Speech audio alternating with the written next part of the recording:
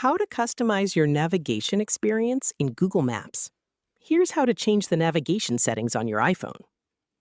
First, open the Google Maps app on your iPhone.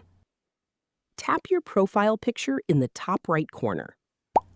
Next, tap Settings. Now, tap Navigation. Here, you'll find several navigation options that you can customize. You can adjust the guidance volume by choosing softer, normal, or louder. You can also turn Play Voice over Bluetooth, Play Voice during phone calls, or detailed voice guidance on or off, depending on your preferences. Scroll down to review additional options, such as show speed limits, speedometer, avoid ferries, avoid highways, or other navigation settings, depending on your version of Google Maps and your region. Simply turn the available toggles on or off, or choose the options you prefer. Your changes are saved automatically and will be applied the next time you start navigation.